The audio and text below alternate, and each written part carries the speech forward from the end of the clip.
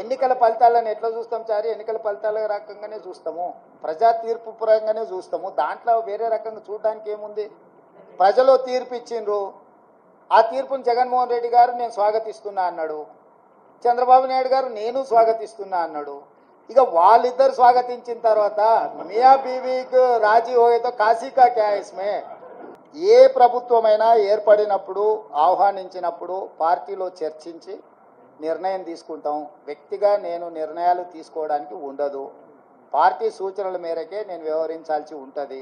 ఇది సిద్ధాంతపరంగా రాజకీయ పరంగా పార్టీ తీసుకోవాల్సిన నిర్ణయము. ఏ ప్రభుత్వం ఏర్పడ్డా స్నేహపూర్వకమైన వాతావరణంలో సమస్యలు పరిష్కరించుకుంటామని నేను ముందే చెప్పిన.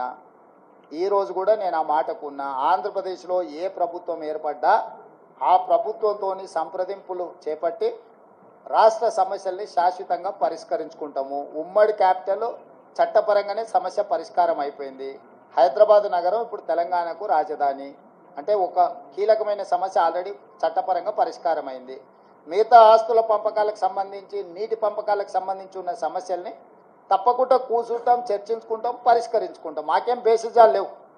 రాష్ట్రం యొక్క అభివృద్ధి, రాష్ట్రం యొక్క అభ్యున్నతి కోసము ఎవరితోనైనా చర్చించడానికి మేము సిద్ధంగా ఉన్నాం, పరిష్కరించుకుంటాం. నిన్న రాహుల్ గాంధీ గారి పత్రికా సమావేశం చూస్తే మీకు అందరికి స్పష్టత వచ్చి ఉండాలి. ఆంధ్రప్రదేశ్ రాష్ట్రానికి ప్రత్యేక హోదా మా మన్మోహన్ సింగ్ గారు ఇచ్చిండ్రు.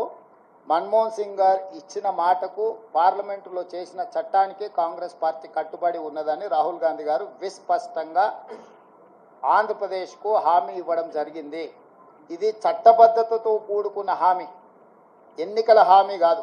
అది 2014లోనే రాష్ట్ర పునర్విభజన చట్టంలో నాటి ప్రధానమంత్రి మన్మోహన్ సింగ్ గారు ఆంధ్రప్రదేశ్కు ప్రత్యేక హోదా ఇస్తామని చెప్పడం జరిగింది. నిన్న జరిగిన రాహుల్ గాంధీ గారు, మల్లికార్జున్ ఖర్గే గారు పత్రికా సమావేశంలో రాహుల్ గాంధీ గారు ఈ అంశాన్ని పునరుద్ఘాటించిండ్రు. మేము కట్టుబడి ఉన్నాము అని. ఎవరికైనా ఎలాంటి శశబిషలు అనుమానాలు అక్కర్లేదు. ఆనాడు పార్లమెంటులో చేసిన చట్టానికి కాంగ్రెస్ పార్టీ కట్టుబడి ఉంది.